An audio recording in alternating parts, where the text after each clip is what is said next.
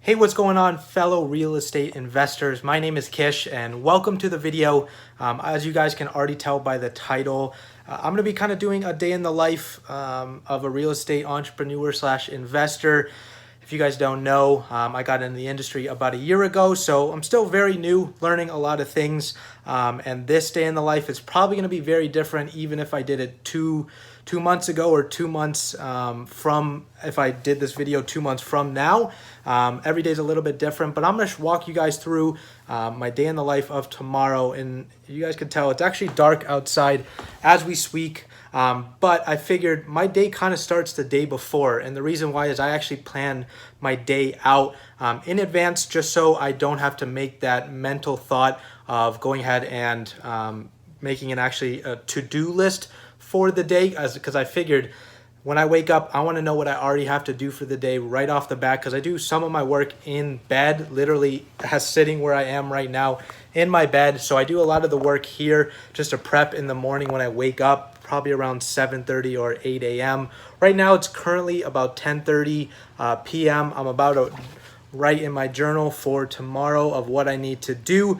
And we'll probably go over that first thing in the morning. I'm pretty tired right now. I need to get my thoughts down into the notebook. But I hope you guys do enjoy the video. Don't forget to like and subscribe if you stick around, if you find any sort of value. That's the goal of this, is to kind of see if any of the things that I do you can implement into your own business if you're in the beginning stages of an investor, a real estate investor, or you just kind of clicked on this video because it was recommended. So I appreciate you guys being here, and I'll catch you in a little bit.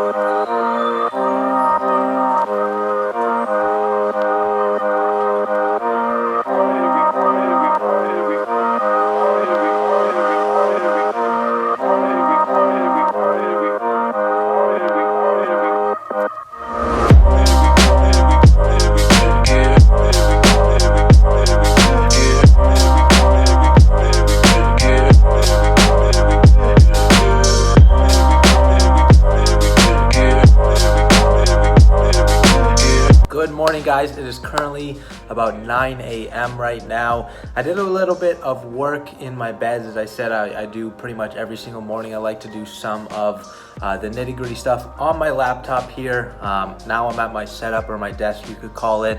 And I thought I'd go over the actual schedule that I had written down last night. I told you guys I didn't really film it because I wanted to talk about it this morning, but this is pretty kind of cookie cutter for what I do every single day. There's things here and there in terms of like follow-ups or appointments that get kind of twined within the schedule every single day, but I have it right here, so kind of going over it. I'll put up a picture here on the screen.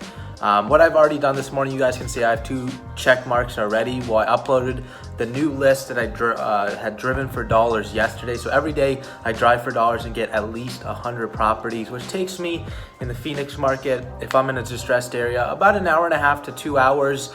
So not that bad. So I do about 100 every single day, 5 days a week. That's my current marketing. And then I'm also doing texting. So I uploaded that list to batch skip tracing. That's just what I've been using. Originally was on Need to Skip, and then they became like a subscription based model plus like what you have to pay.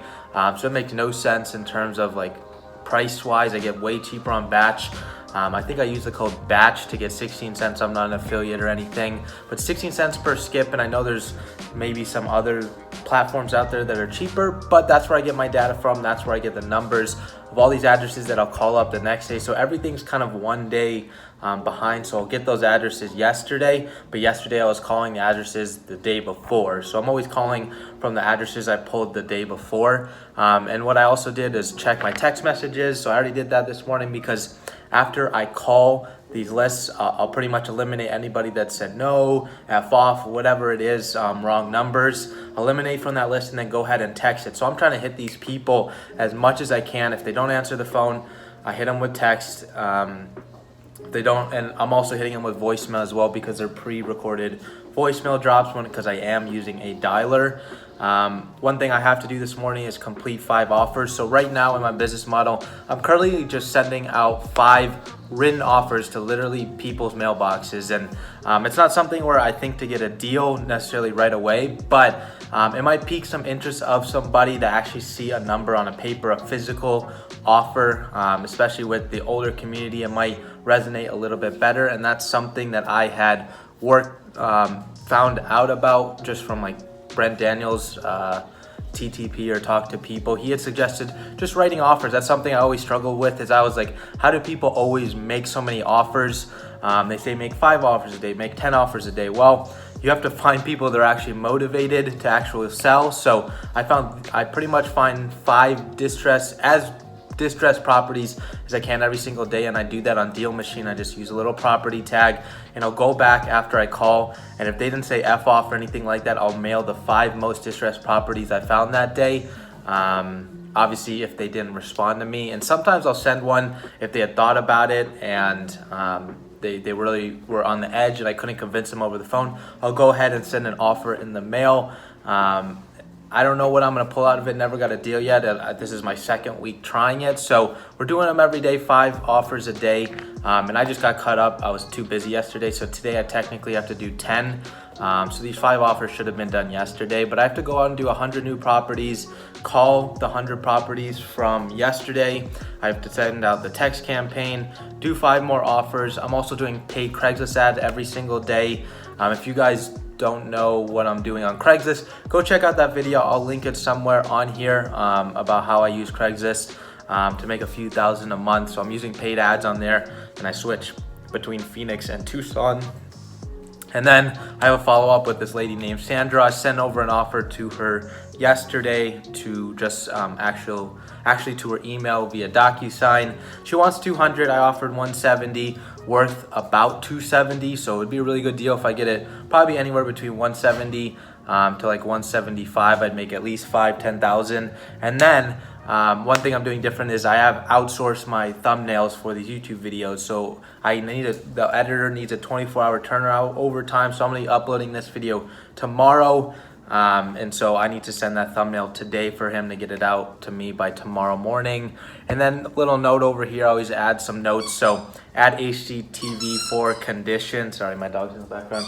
But I do have, like when I'm calling, I have this thing right here, which is like different questions or one-liners I can talk to people about, like price negotiation, opposing seller questions, qualifying questions, and just so these one-liners. And this is obviously like kind of my sales wall, so I'm building that up over time. But one thing I saw kind of yesterday is when you're asking somebody for the condition of the property, you can almost mention like, put yourself in my shoes. If you were on HGTV, what would you fix on your home? And I thought that was a really good one-liner. Obviously, it doesn't need to be worded that exact way, and I don't know if I'll do it that way, but using HGTV, something people are very familiar with, could be something super, super useful and relatable to somebody that's like, okay, if it were going on HGTV, this is what it would actually need a lot of repairs, right? Where somebody was just like, yeah, I don't think I need too many repairs. HGTV, you'd have to be dumb to not know that they overprice every single number on there. So I'm gonna go do those offers right now. Take me about 20-30 minutes because I have to write a cover letter, write up the offers. I have to comp 5 of the properties, and then like obviously mail them out and stuff. And then I'm gonna go drive, and I'll show you guys a little bit about how I find distressed properties. I'll do a little bit of like a live walkthrough when I'm driving for dollars, and I'll catch up with you guys in a little bit. See ya. So we're currently out here driving for dollars. I'm actually out here with my girlfriend. She's doing the whole Deal Machine thing, and we're just looking for properties. So as I said, we try to do about 100 a day. We're just in local neighborhoods out in the west side of Phoenix. And so a couple of things I always look for are like broken windows, tall, like uncut grass.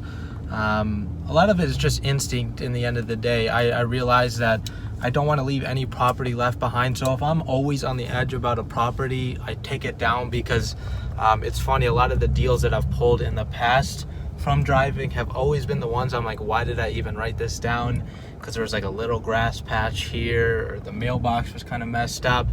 But I'm currently using Deal Machine to go ahead. Where do you want me to go? It's just a cul-de-sac. Just Okay, look down. hold on 1 second. So I'm currently using Deal Machine to actually track it, and I'll show you guys here. Can I see the phone?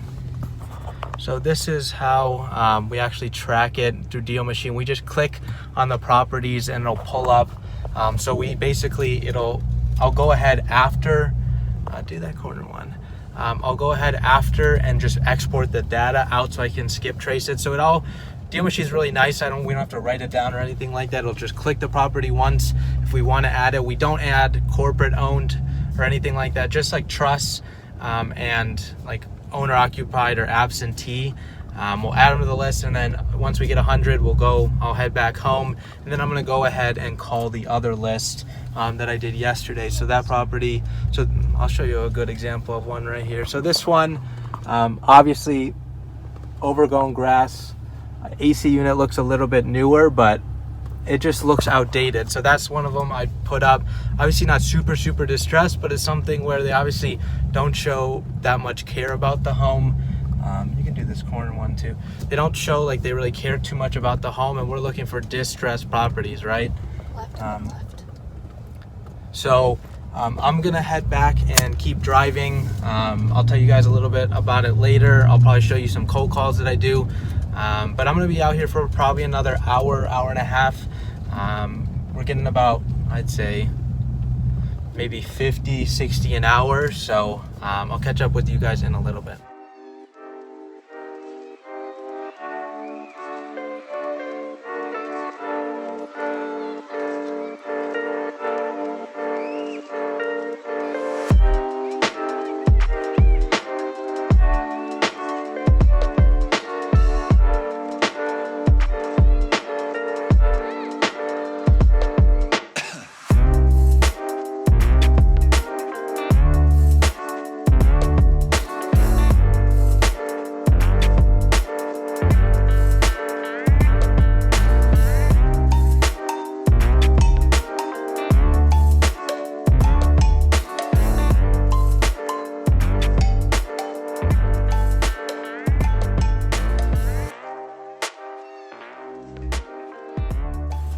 All right, guys, so I'm just about to hop on the dialer right now. It's just after 1:30. This will probably take me about an hour and a half today on the dialer. I'm currently using Call Tools. So if you guys aren't real estate investors, it's just a dialer that literally dials the phone numbers for you. It can call up to I think I'm at 4 numbers at a time, so I can hit these calls really quickly. If I was hand dialing this like I used to, it'd probably take me upwards of 4 to 5 hours, and this would probably take me a little bit over an hour, depending on leads and stuff like that, how long of conversations I have. But my goal every day is to get 1 lead, especially with everything going on right now. Because it's only 100 properties, should get 1 solid lead. That's the goal. And when I mean a lead, it means somebody that does want to sell, and there is a little bit of motivation. So you guys might define leads in a different way. But I have my microphone here. I use a Blue Yeti microphone. I just use Bose headphones to listen. And then obviously I have an Ethernet port here as well. 290 numbers for the 100 homes that I skip trace through batch skip tracing. So I always do 3 numbers per contact. So it'll file each contact as 3 different contacts, but with 3 different numbers, or 1 number each contact. I don't know if that makes sense or not, but I'll let you guys know how it goes, and let's cross our fingers to get a good lead today. A few moments later. All right, guys, a little bit of an update. It is now 3 o'clock, so I took a little bit over an hour, like I said, about an hour 20, I think. Yeah, about an hour 20, 25. Just finished the calls, 290 numbers finished. We didn't get any leads today, so actually a ton of people responded. Just looking at some of the stats that we have, we had 296 dials, 133 voicemails left, and 34 connects. So that means I spoke to 34 people. So I think it was more like 1, 2, 3, 4, 5, 6, 7, 8, 9.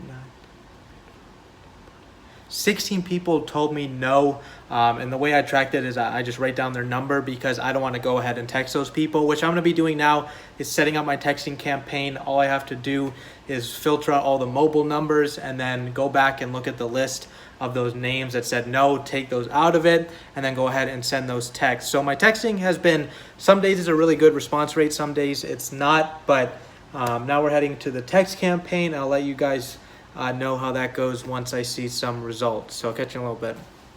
So I just sent out the text campaign. These are from other days. You guys can see I'm pretty much doing these every day. Lots of interesting responses, but I should get messages starting to come here in a few minutes. I'm actually going to head out. We're going to IKEA to look for a new desk, but I'm going to come back and see what kind of messages we got here probably in an hour, hour and a half, and see if there's any good leads in here. So let's see what happens. All right, guys, so we got the offers every single day, sending out at least 5 offers. Again, these are from yesterday's because we didn't end up sending them out. We're putting them in the mail, so hopefully we can get a call. Again, we're just starting to try this out, so I'll let you guys know if I ever get a deal from this. It'd be pretty cool.